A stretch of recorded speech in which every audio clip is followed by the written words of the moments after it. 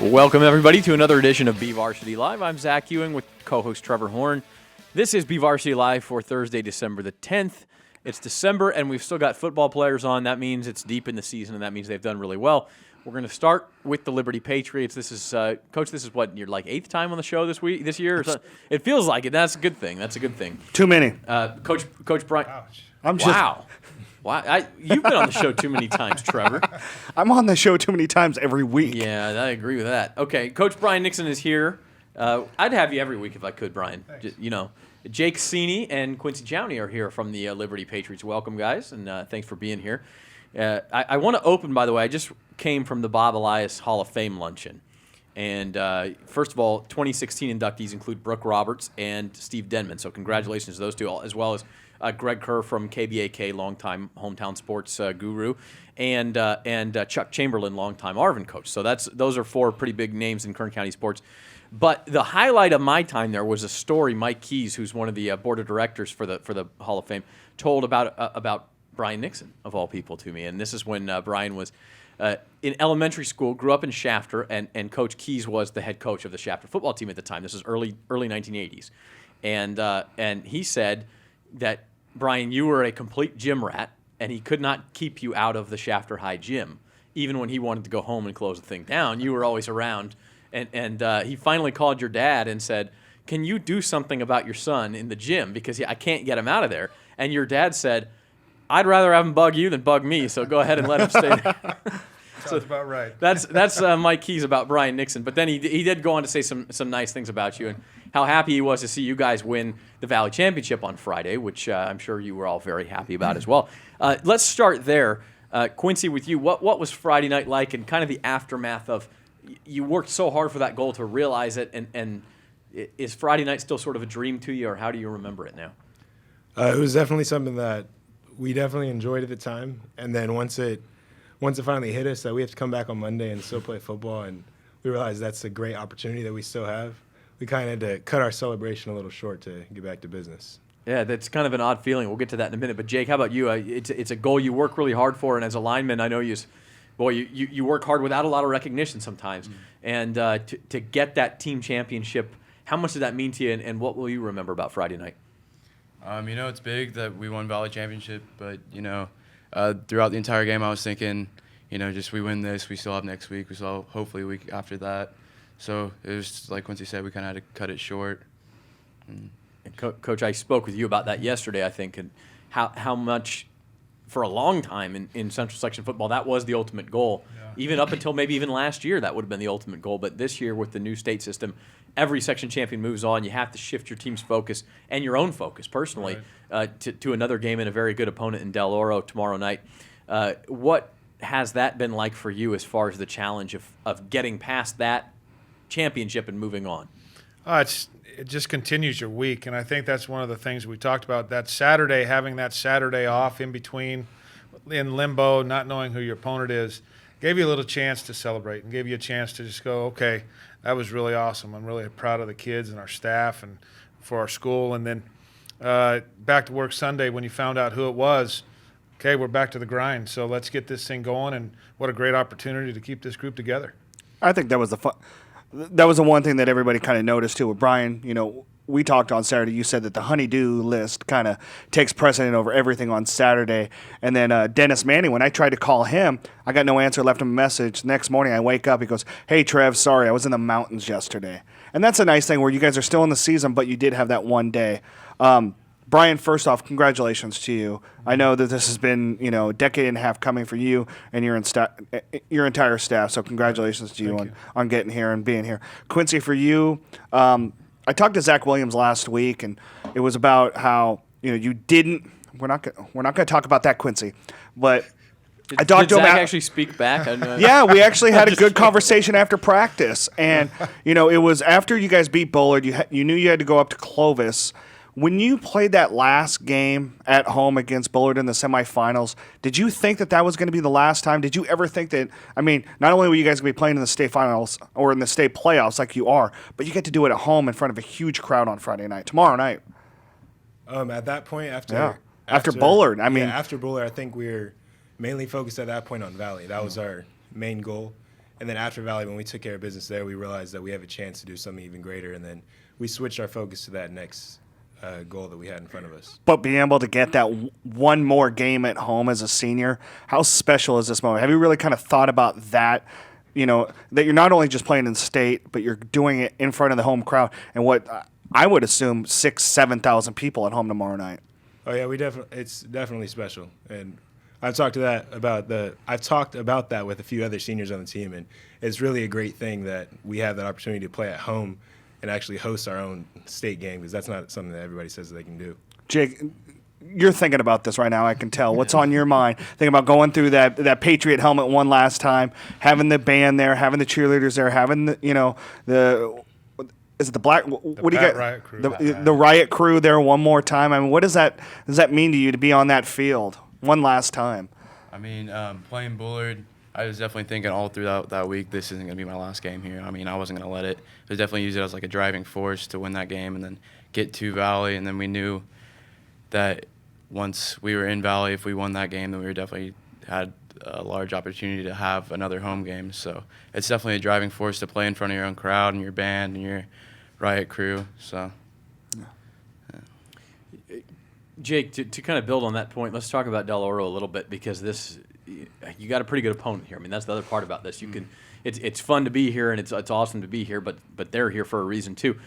You guys have always prided yourself on being physical. I know this season that's been your calling card. That's how you beat up teams. We saw it against Bullard. We saw it to a large extent against Clovis too. Del Oro's the same sort of way, aren't they? If you watch them on film. Yeah, they're definitely a physical team. It's state playoffs, so everyone's going to be good. Everyone's going to be physical. Right. Is it kind of like looking yourself in the mirror a little bit in some ways? Yeah, kind of. How about you, Quincy? What do you think? I mean, you love to be that physical style running back. You got your physical offensive line, but they're going to try to hit you in the mouth just as much as you'll hit them.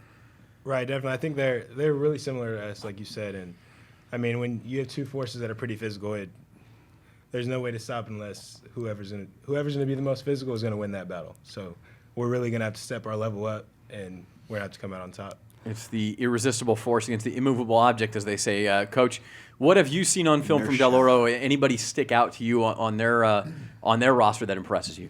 Yeah, they have quite a few. I mean, they have a very talented group. Their secondary covers well, but their safeties come downhill. Their front five defensively is very physical, very tenacious.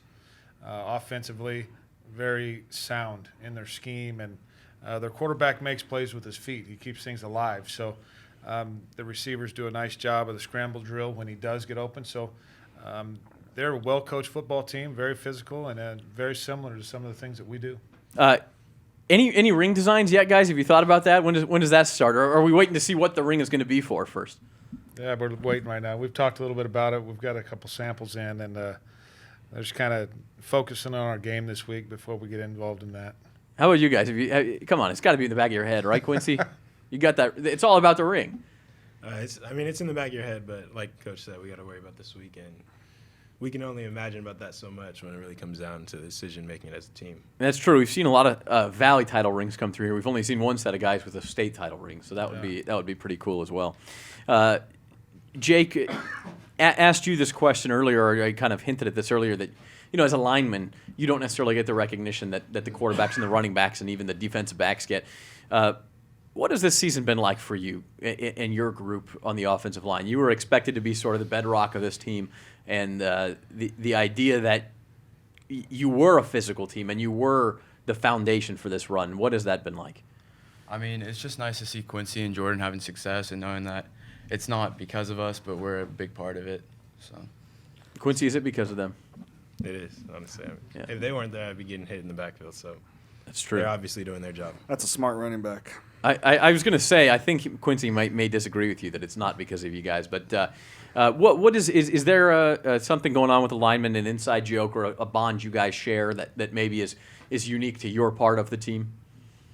I mean, no, not really. We just kind of show up and play. We all pretty much know that what we do is important to our team, and if we don't show up every day, then we're not going to have success. Quincy, speak to this. I asked you this yesterday. We're working on a story that will appear in tomorrow's Californian on exactly how tight the bond is that you guys have this year. as a team. Is it different than other teams you've been on? A lot of teams will say we're like family. I mean, what's different about this group that actually makes it that way? I think the main difference is the term "we're like family" is as close to literal as you're going to get. I mean, our team, you see teams with like cliques and things like that, but our team does have cliques, but I feel like each clique is intertwined with another clique in some type of way. And the linemen associated with the defensive linemen, and the offensive people still associated with the defensive people, and every factor or any type of thing that we do as a team, whether it's zero period or team dinner or anything like that, everyone's interacting with someone in some type of way, which is just a great thing to have. Absolutely. I mean, I couldn't even say we really have any animosity in our team between anyone because everyone really gets along. And Brian, as a coach, can you build that, or do you just have to sort of hope it happens? I think a little bit of both. I mean, we try to put a lot of focus on that starting in January, but I think at the end of the day, it comes down to our kids and how they're going to intermingle. And I think we have such a big senior group that they weren't going to let any animosity or anything take charge of this football team, and they were going to handle it. And they had a goal in mind, and to still be played today is part of their goal. How much of being here today is due to what happened in the Valley Championship last year? I mean, this process sort of started then, didn't it? Yeah. I mean, I think for the seniors and people that played last year and people that were just involved, definitely we've experienced the loss in being at that point. So, I mean, this year we know what happened last year. Mm-hmm. So our goal this year was to not let it happen again. You agree with that, Jake? Yeah. It sort of Yep. gets you back from Christmas break with a little more pep in your step, right, Coach? Definitely. Hey, Jake, we had the story today about how Bakersfield's kind of bonding together for you guys tomorrow night in Ridgeview on Saturday. Have you noticed how unique that is? Did you get a lot of congratulatories from other players, like from BHS or Frontier or even Ridgeview guys that just said, hey, go get them, and you know, we'll be there on Friday night to root you guys on? And do you guys feel the same way for Ridgeview, where, you know, Bakersfield at this point, kind of like what Stan Green said, where it's just, you know, we'll fight each other all year long, but once we get to this point, it's all Bakersfield all the time? Yeah, definitely. Like when we were at the hometown all-star things last week or whenever it was, there was a lot of guys saying, hey, Ridgeview, hey, Liberty, go get them in Valley. And then, I mean, that was just for Valley, but I mean, you know, they're behind us for state too. And then I've had a lot of my friends from other schools just give me texts all week and last week too, just saying, hey, go get them. So, I mean, it's definitely nice to have the town behind you. Quincy, how much of that has to do with growing up playing against and with each other from Golden Empire all the way till now, and kind of growing that bond, even if you're not playing in the same high school with these guys now? I think it's truly a strong thing, especially growing up playing Golden Empire or whatever group you played with. Just playing against those people, you form a bond. And I mean, I've known from experience, I've played with people on the field that when you're playing on the field, you guys are the worst enemies you can ever be. And then once that last whistle's blown, you guys are congratulating each other, and you guys are perfectly fine. And I see players around town and stuff, and I have no problem with each other. And now when an opportunity like this presents itself where Ridgeview is going on and we're going on, you can't do anything but back both teams up because you're all from the same place and you've been through the same thing.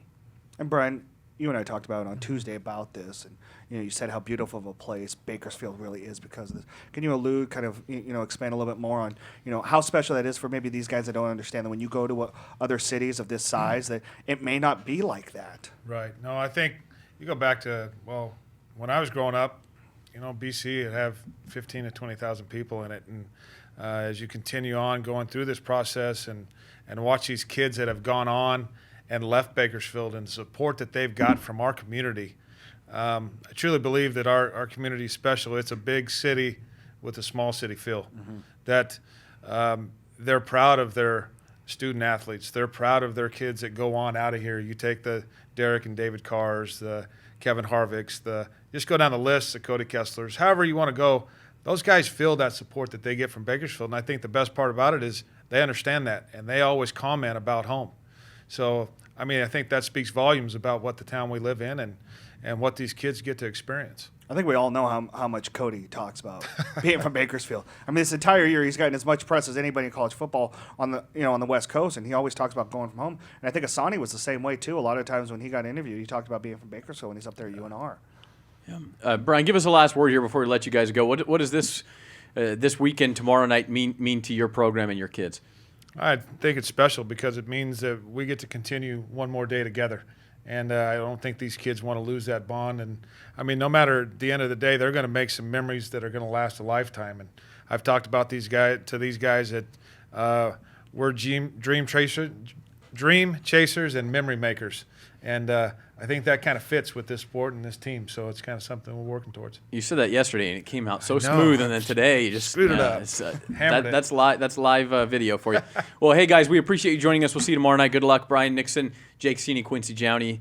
Congratulations on Friday, and good luck this Friday. Thank you very much. As things continue on, we're on BVarsity Live. We'll be right back after this.